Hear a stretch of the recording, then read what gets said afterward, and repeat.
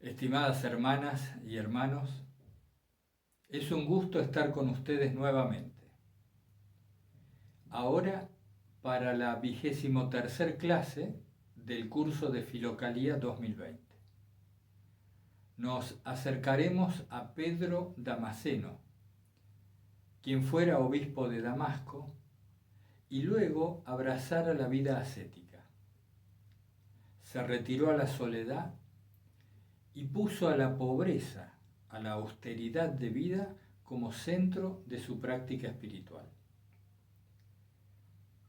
Pedro Damasceno tiene una particularidad y es que no es original.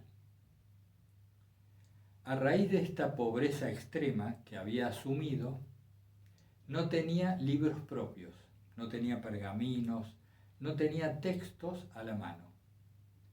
Los pedía prestados a sus pares, a los monjes que vivían en las cercanías, trataba de memorizar lo que podía, tomaba algunas notas y devolvía estos libros, sobre todo la Sagrada Escritura y algunos otros textos de algún monje que los precedía en el intento ascético. Entonces, Pedro Damasceno nos transmite una serie de notas personales mientras él hacía lectura espiritual.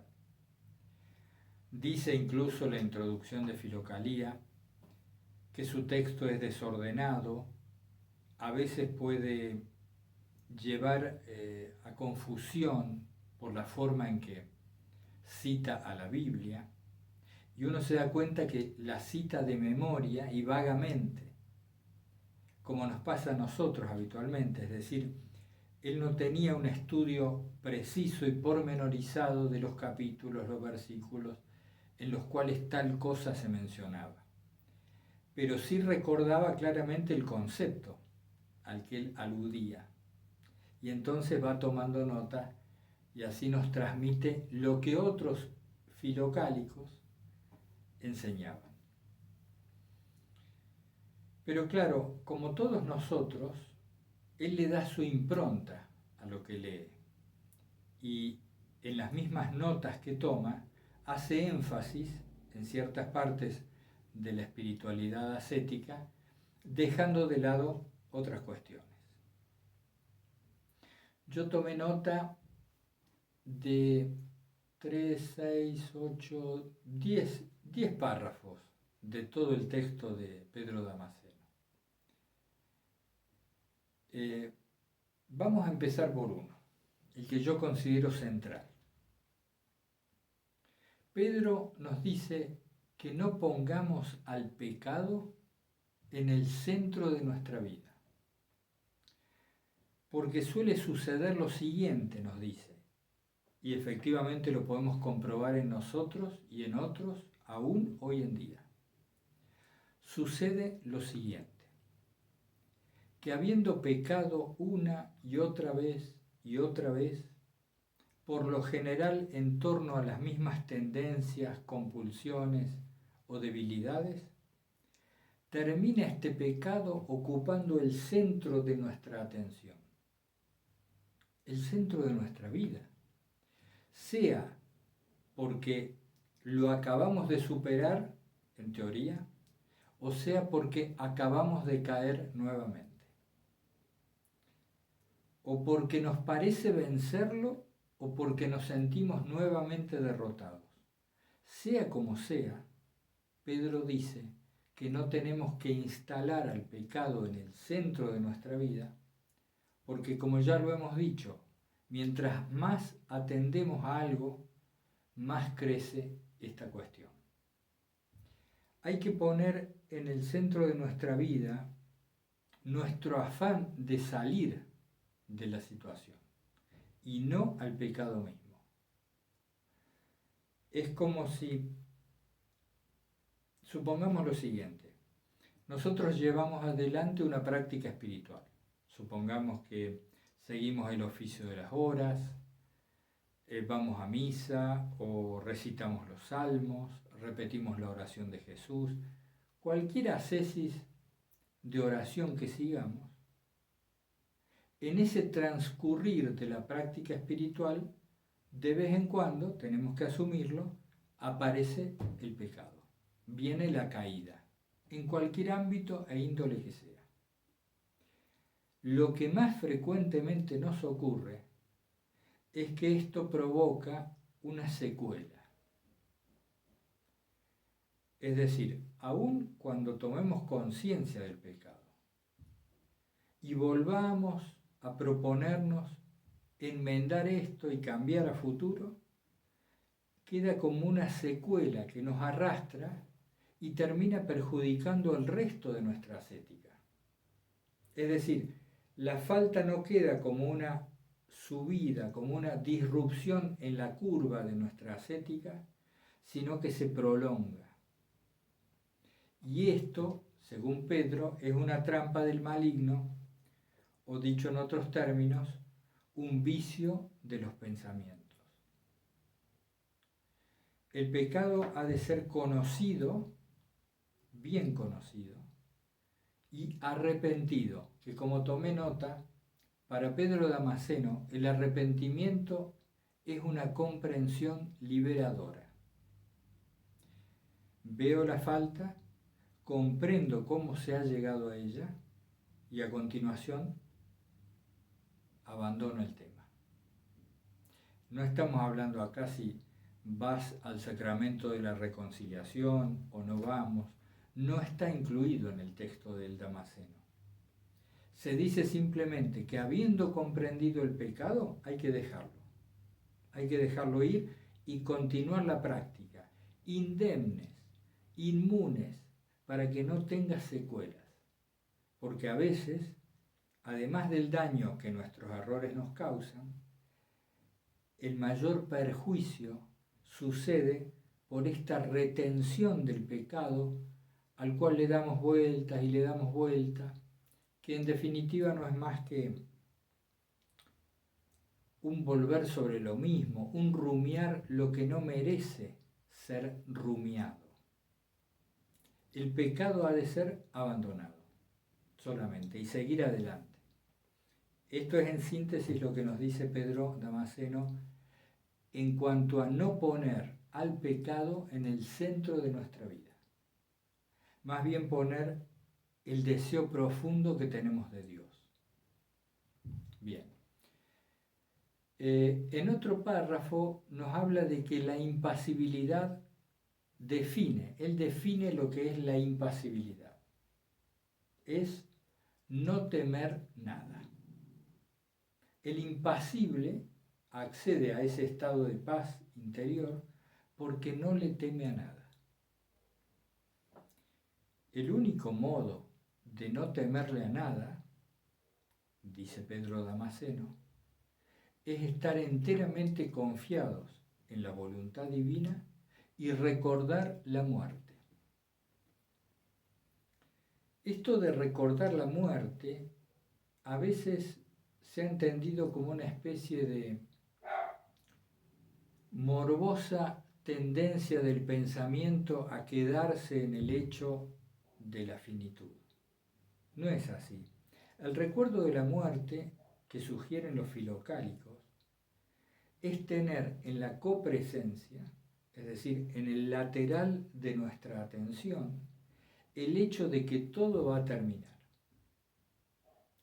Cuando tenemos en la copresencia la certeza y el conocimiento de que todo lo que emprendemos finalmente se va a acabar, de que todo deseo, sea consumado o no, finalmente va a terminar, y así con todo, tenemos que asumir, esto nos hace asumir que las cosas no son tan importantes, que lo único importante es, por así decir, la relación con Dios. Hay como una línea delgada entre deprimirse o entristecerse por esta realidad de la vida humana que es finita, o usar el hecho de la muerte y de nuestra finitud para darle profundidad y significado a nuestra vida. Nuestros actos adquieren una mayor valía, una mayor intensidad, son hechos con mayor conciencia cuando no nos olvidamos del hecho de la muerte, del hecho de que todo termina y que no estamos aquí más que como una peregrinación o como un exilio transitorio hasta que lleguemos a la casa del Padre. Nos dice Pedro Damasceno que el recuerdo de la muerte, de la existencia de la muerte, conduce nuestra alma hacia la pena. Conduce nuestra alma hacia la pena. Si nosotros buscamos la etimología de la palabra pena, la vemos relacionada a multa, a un cierto castigo, lo que vendría a ser una pena en lo que hoy llamamos ámbito judicial. Algo que ha de pagarse para compensar aquello otro. Pero esta pena, esta pentos en griego, este dolor en el corazón que resulta de la comprensión profunda de lo que se ha hecho, de lo que se ha hecho mal. Es decir, de estas compulsiones y mecanismos que nos llevan a obrar como no queremos obrar. Esta profunda conciencia nos sumerge transitoriamente en la pena, en el dolor. Es un dolor del corazón. Pero a veces nos encontramos con nuestra dureza de corazón, como le pasaba al faraón. Dureza del corazón que a veces sirve para que nos demos cuenta de lo que tenemos que quitar, de cuántas cosas debemos vaciar nuestro corazón para que la gracia pueda entrar en él. Al tomar conciencia, decíamos, de esta pena, se produce una lucha. ¿Llevo la razón? ¿He tenido la razón al obrar de ese modo? Al haberme enojado con mi hermano, al haber sido poco cariñoso, al no estar abierto a los demás, etcétera, etcétera, ¿no? ¿He llevado la razón o reconozco el error? Me doy cuenta de que he obrado mal. Todos tenemos experiencia de lo que es resistirse a aceptar la profunda equivocación en la que muchas veces hemos vivido o hemos incurrido. ¿Verdad que se produce una lucha entre aquella parte de nosotros que quiere justificar lo que hicimos? Bueno, es que me he enojado a causa de lo que me dijo, a causa de esa conducta, etc., ¿no? Busca justificar, es decir, eso en nosotros que busca llevar la razón. Pero cuando nos abrimos, aunque sea un poco, sin negar al dolor que se siente en el corazón, tomando conciencia del error, cuando más allá de nuestro ego, de nuestras intelectualidades, de las justificaciones aparentes, sentimos que nos hemos equivocado. Todos lo probamos, todos conocemos esto. Esta es la pena a la que alude Pedro Damasceno cuando dice que el recuerdo de la muerte conduce o lleva al alma hacia la pena. ¿Por qué?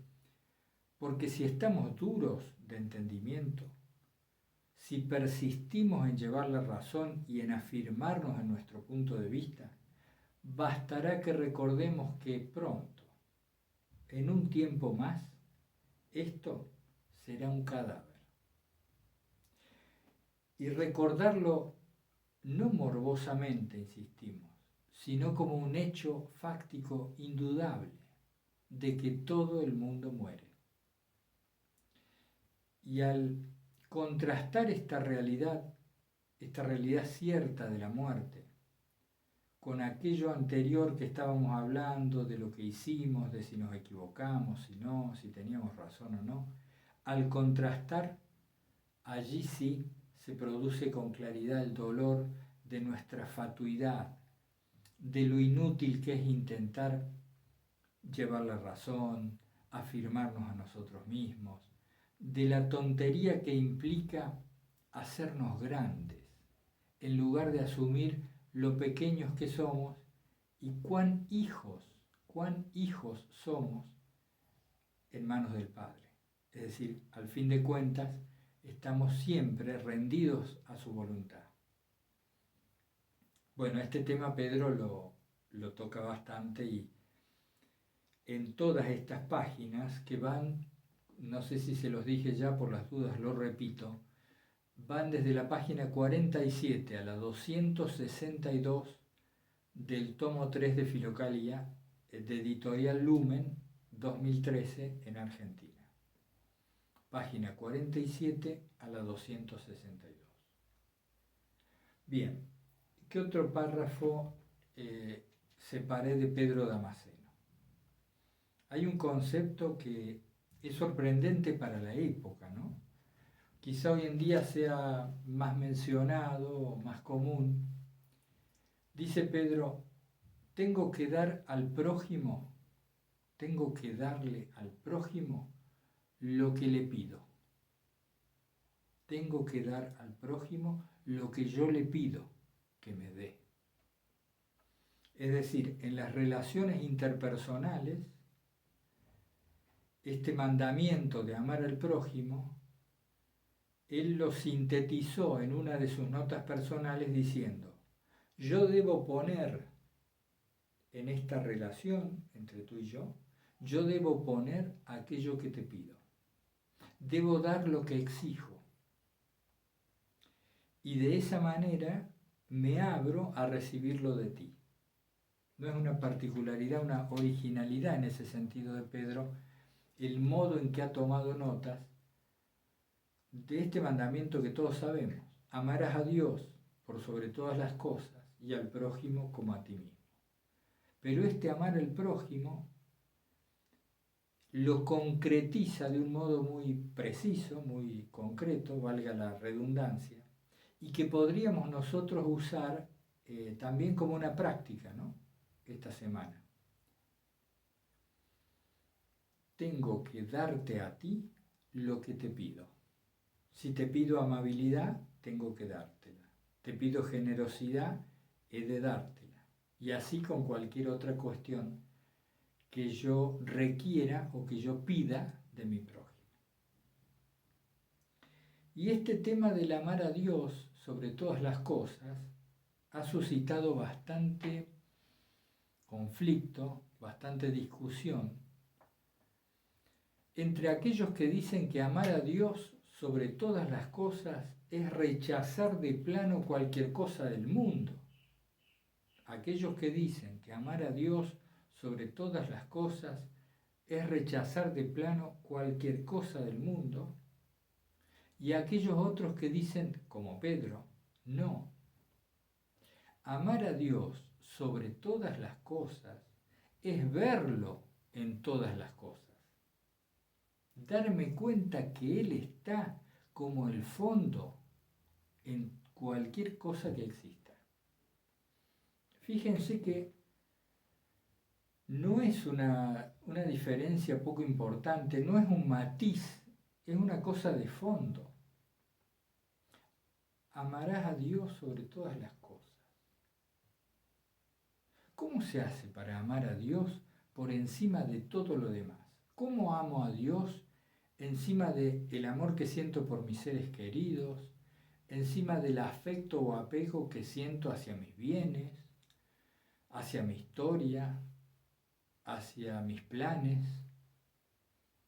¿Cómo es, en concreto, amar a Dios por encima de todo? Entonces, en la historia de la espiritualidad se abrió una profunda división en algún momento, por decirlo de algún modo, entre aquellos que dicen amar a Dios es apartarse de todo y aquellos otros que decimos, como Pedro y a quien adhiero, amar a Dios es verlo en todas las cosas. Y como veo a Dios en todo y en todos, los trato consecuentemente. Dios no es algo que esté alejado de lo que veo, no es algo que esté fuera del mundo, es algo que está vivo y presente en todas las cosas, en todo tiempo y lugar, en cualquier persona, en cualquier acontecimiento, en la planta, en la flor, en el dolor que siento en mi brazo, en todo eso está presente Dios. ¿Cómo? Como el fondo que sostiene cualquier evento que ocurra. Es muy interesante el Damaseno, Pedro, es muy interesante. ¿Qué más? Amarás a Dios en todo, bien. Otro párrafo dice que es clave la humildad. Incluso en la introducción de Filocalía se enfatiza casi como si el principal mensaje de Pedro Damaseno fuera este tema de la humildad como única posición adecuada para recibir la gracia, que permite el descenso de la gracia y en cierto modo la llama, como si la humildad fuera una voz que clama y produce el descenso de la gracia. ¿Y cómo define la humildad el Damaseno? Muy simple. Uno cree que sabe lo que aún no sabe. Uno cree que sabe lo que aún no sabe. Eso es lo opuesto a la humildad. Creer que sabemos. Cuando anonadamos, cuando rendimos nuestra capacidad de conocimiento, asumiendo por peso propio de la evidencia de que no sabemos, ahí empezamos a situarnos en una situación distinta. Creo que esa es la síntesis que hace Damaseno de la humildad. Tienen varios párrafos, yo ahora al final les voy a dar los números para que entre tantas páginas que compendió Nicodemo en Filocalía de Pedro, podamos ir a los párrafos que estamos tratando ahora. Hay un aspecto que Pedro Damaseno enfatiza, que ustedes habrán conocido, o algunos de ustedes, a través del retiro del peregrino ruso, más precisamente de uno de los párrafos de este libro, en el cual se cuenta que una persona que estaba sometida a una adicción, particularmente al alcoholismo, cada vez que le surgía esta tendencia o este impulso, acudía a leer algún versículo del Evangelio hasta que esta ola, esta fuerza que lo llevaba hacia su dependencia, disminuía.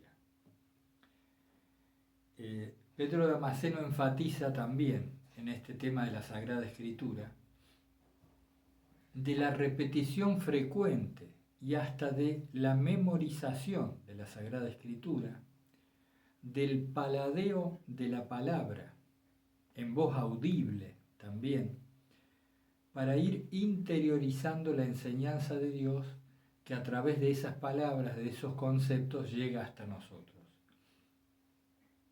Esto surge de la práctica que él mismo llevaba adelante y que era muy característica de los monjes de Filocalía, que como ustedes saben vivían en la soledad, por lo general alejados de los centros urbanos, en una vida por completo dedicada a la ascesis, a cierta lucha o apartamiento de las pasiones. Entonces para ellos la Sagrada Escritura, mucho más que para nosotros hoy, era verdaderamente el salvavidas, aquello a lo que se aferraban para sostenerse cuando la fe les tambaleaba. Esto lo recomienda mucho Pedro Damaseno, la repetición frecuente de la Sagrada Escritura, que en el caso de él implicaba haberla memorizado antes. Esta es una práctica, se los digo al margen de Filocalía, es una práctica de muchísima utilidad. Y con una de las hermanas participantes del curso lo conversábamos días atrás. la hermana Rosa. Repetir cada día algunos versículos, por ejemplo, del Evangelio de San Marcos, intentando grabarlos en la memoria y sin ningún apuro, poco a poco, volver sobre ellos día tras día hasta que se quedan indeleblemente grabados en la memoria, nos va produciendo, por una parte, lo que es manifiesto, es decir, tenemos algunos de los evangelios impresos en la memoria. Y esto a veces nos ayuda a alternar la repetición de lo memorizado con la oración de Jesús. A veces se fatiga la mente, no estamos en el mejor estado, entonces la oración nos cansa. Una buena alternancia es la repetición memoriosa de aquellas partes de la Escritura que hayamos memorizado.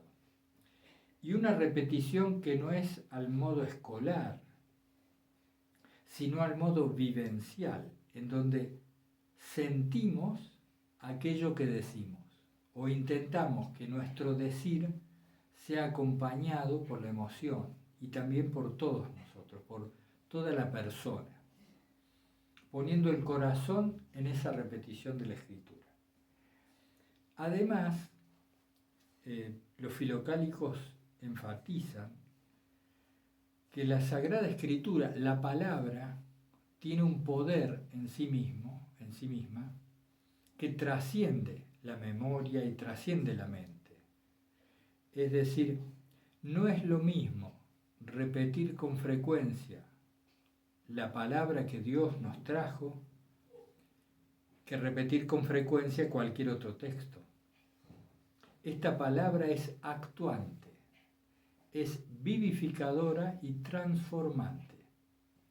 Si ustedes hacen la prueba de memorizar un capítulo, por ejemplo, del Evangelio de San Marcos, de a poco, versículo a versículo, con toda tranquilidad, y de repetir eso que se ha memorizado mientras paseamos, mientras caminamos, o mientras efectuamos alguna labor automática, repetitiva de nuestro cotidiano. Si prueban esto, es una técnica que les sugiero, una práctica, y lo van alternando con la oración de Jesús, según lo que sientan más conveniente, verán que es de mucho fruto. Es muy importante. Bien. ¿Qué otro tema nos dice? 3 temas más que nos trae Pedro. En su 14º discurso, para esto tienen que fijarse en la página 233, en el segundo discurso, página 233 del volumen 3. Pedro nos habla, vamos a leer ese párrafo, vamos a leer el principio del discurso para después conversar un poquito sobre él, porque son palabras muy claras y evidentes. Dice: singular y extraordinaria realidad es la impasibilidad, puesto que después de que el hombre se acostumbra a vencer las pasiones, ella, la impasibilidad, lo hace imitador de Dios dentro de lo que es posible. El impasible, en efecto, cuando sufre y es combatido por los demonios y los hombres malvados, lo hace como si se tratara de otro y no de él, como le sucede a los santos apóstoles y a los mártires.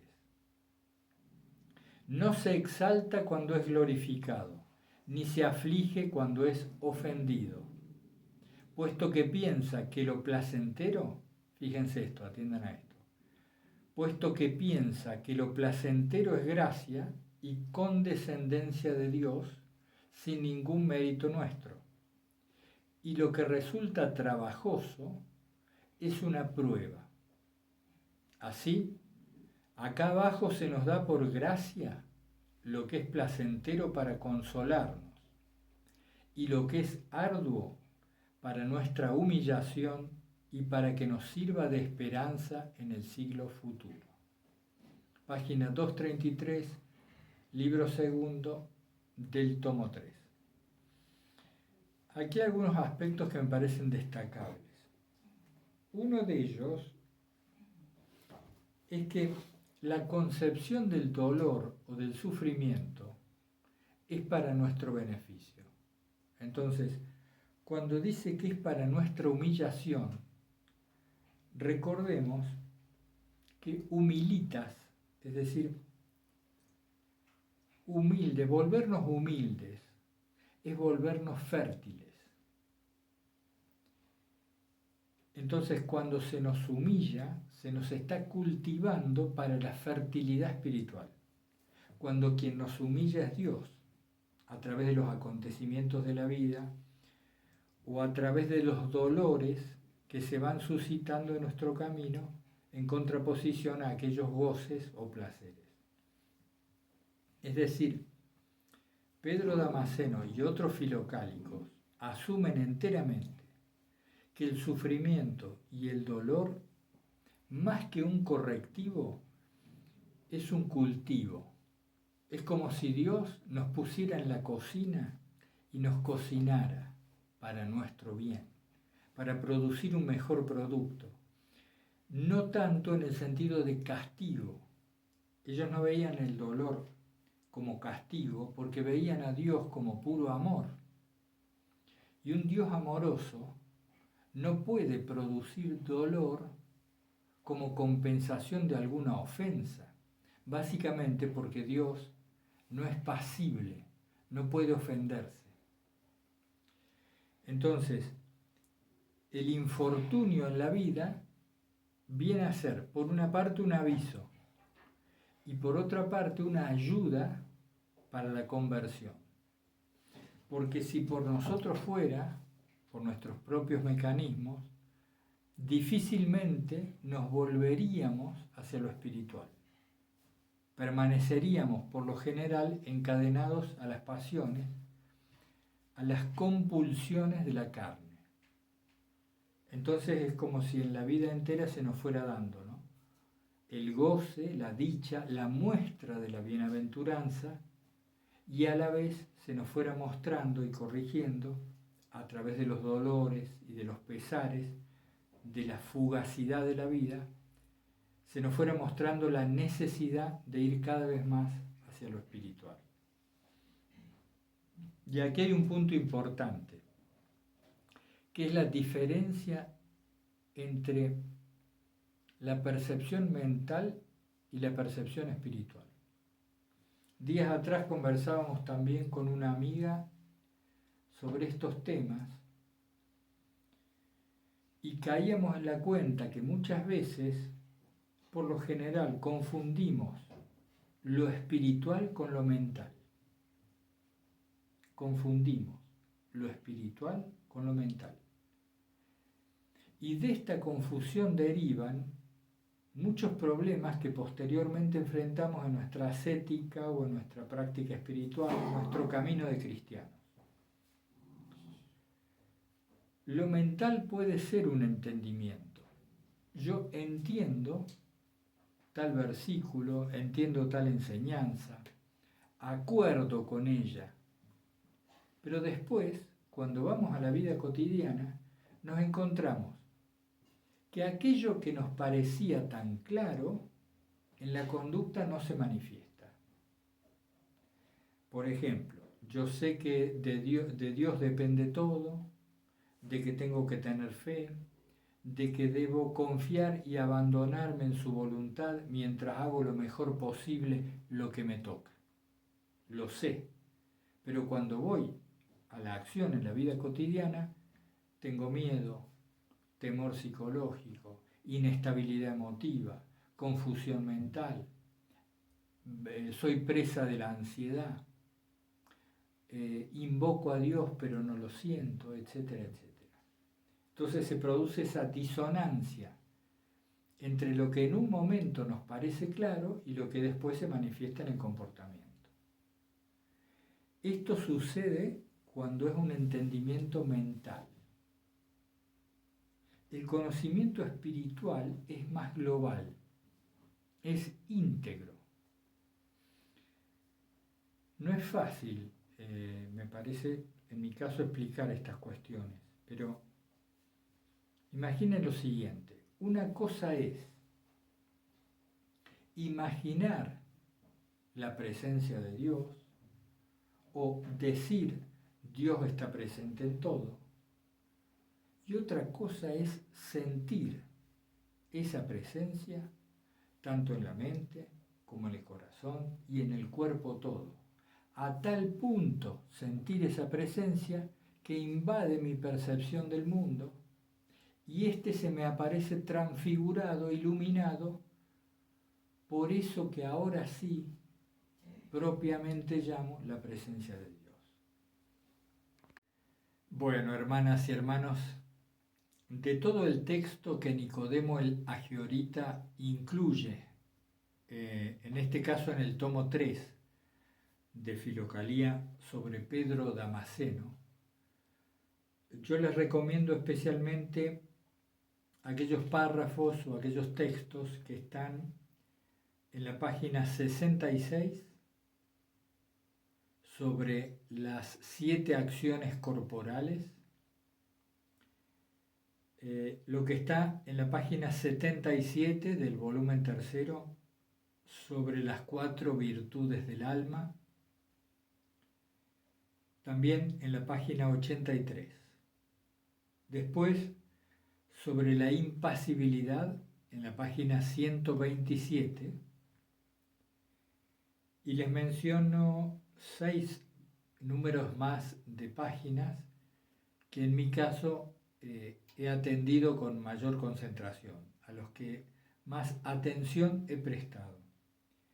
Páginas 139, 141, 153, 155, 170 y 233.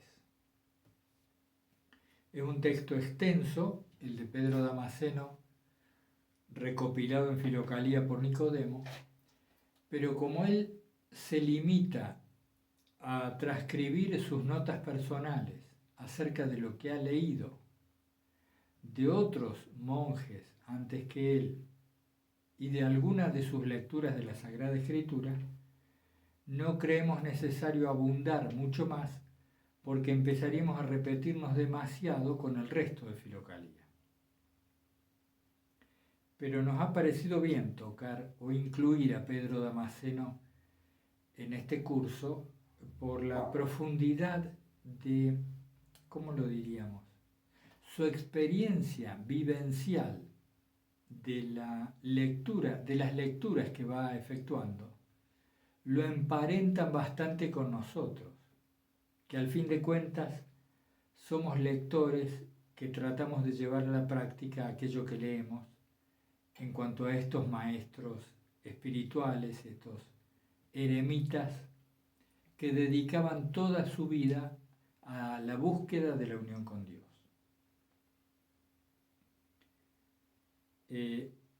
La hermana Silvia me ha enviado una parte de los textos de Pedro a través del correo que ella ha escaneado, y mañana pasado vuelvan a la página y van a encontrar el resto del texto de Pedro. Todo el texto del volumen 3 va a estar escaneado. Aprovecho para recomendarles eso. Vuelvan de vez en cuando sobre las páginas porque vamos agregando cosas que encontramos o textos que escaneamos, alguna nota, etc. Bien, quiero tocar con ustedes a raíz de los comentarios que me llegan de las últimas clases. Quiero comentar con ustedes este tema que hemos llamado de algún modo la gran vacación. La gran vacación.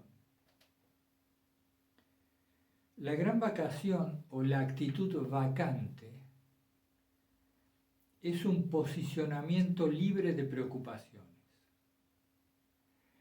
en el cual asumo con primacía, es decir, con especial énfasis, pongo en el centro de mi atención aquella certeza íntima de que lo que ocurre se debe a la voluntad de Dios.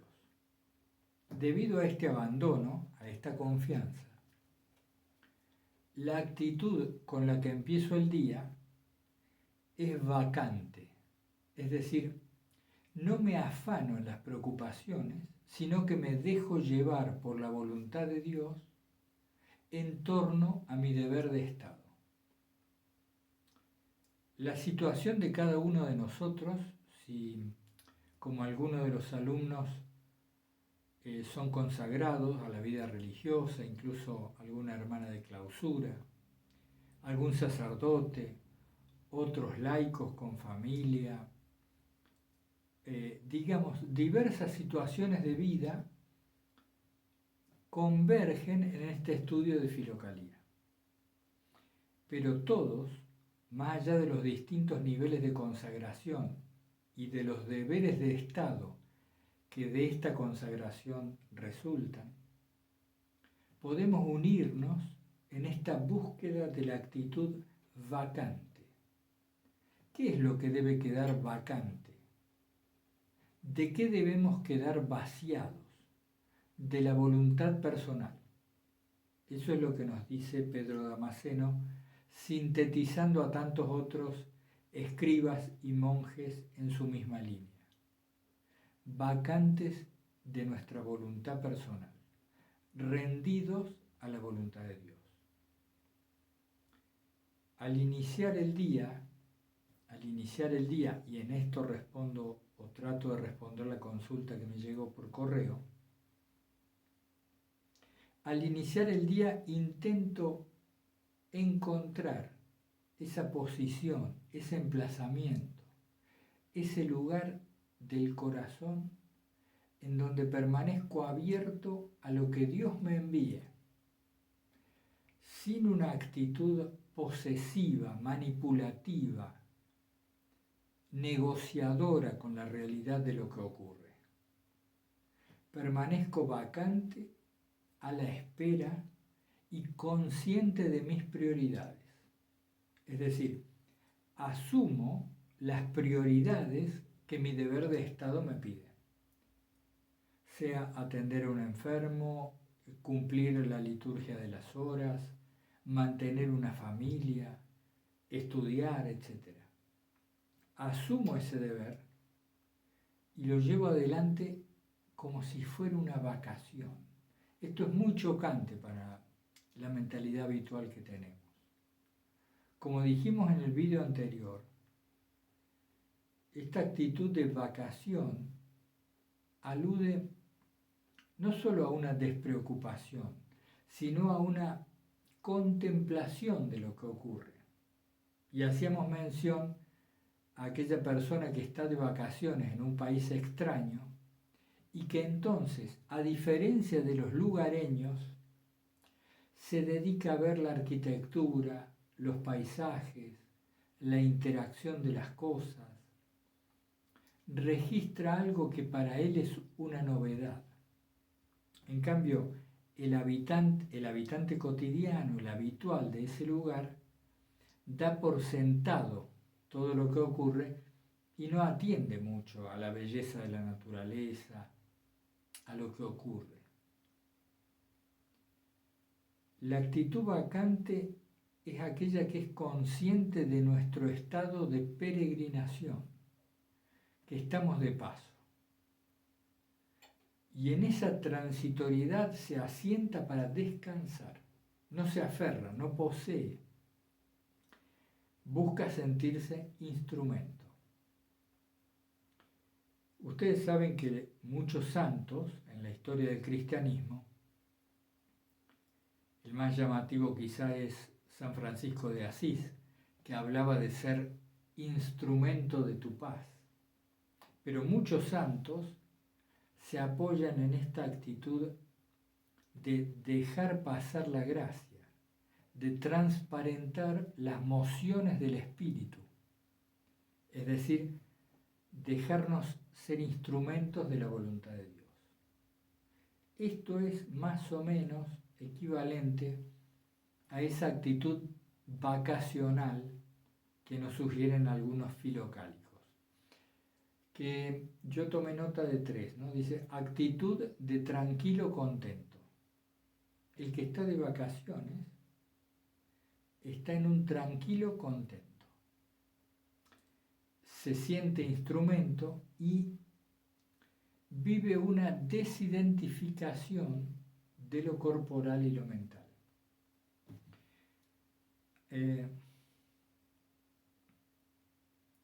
Todos ustedes habrán sentido en algún momento, y esto lo comento por si quisieran ejercitarlo esta semana que se inicia, digo, con este video hasta el próximo video, de viernes a viernes, si quisieran hacer la prueba, con énfasis, con concentración. Fíjense cuando sienten un dolor corporal en alguna parte del cuerpo. En mi caso, en un retiro hace algunos años, un retiro que implicaba mucha quietud corporal como ayuda hacia la quietud mental, se me producían fuertísimos dolores en alguna parte del cuerpo a raíz de esta quietud, a raíz de la falta de práctica en adquirir este posicionamiento. Y yo creo que les comenté con menos detalle en otro vídeo cómo en algún momento el dolor era tan intenso en una parte de la pierna que no me quedó más alternativa que o abandonar la tarea que se me había asignado o separarme del dolor. Separarme del dolor. Esto último fue lo que ocurrió, en donde yo era plenamente consciente de un punto muy doloroso en el cuerpo, pero que yo estaba observando.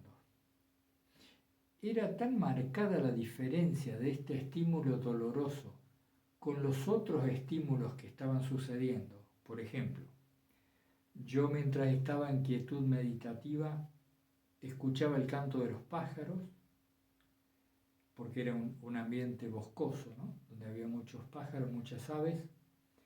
Se escuchaban los leves movimientos o respiraciones de otros hermanos que también meditaban en la misma sala. Se escuchaban algunas sensaciones o movimientos en el propio cuerpo y por supuesto estaban los pensamientos que iban y venían. Pero de entre todos estos estímulos, imaginen ustedes que había una luz prendida de alarma, ¿no? Como esas luces rojas que parpadean llamando la atención. En una parte de mi cuerpo estaba encendida una alarma. Era un fortísimo dolor en una de las articulaciones. Habiendo decidido yo permanecer en quietud, se produjo una diferenciación, una desidentificación con este dolor. Es decir, dejé de verlo como mi dolor para darme cuenta que ese dolor aparecía en una parte del cuerpo, el cual yo estaba observando y que como tal estaba testificando. Yo era testigo del dolor. Y era tan marcada esta diferencia, esta separación de aquel estímulo, que por un momento pude sentir que realmente no me pertenecía, que no tenía nada que ver conmigo, como si el dolor fuera como el canto de los pájaros, diferente de mí. Esto hizo que el dolor dejara de afectarme. En otras palabras, pude permanecer con ese dolor presente largo tiempo y sin sufrir las consecuencias de ello. Posteriormente, tanto los pájaros como el dolor volvieron a ser parte de mí, pero de algún modo estaban resignificados. No eran ya un dolor o el sonido de las aves, sino que eran parte de mi conciencia, de mi estar presente en ese momento.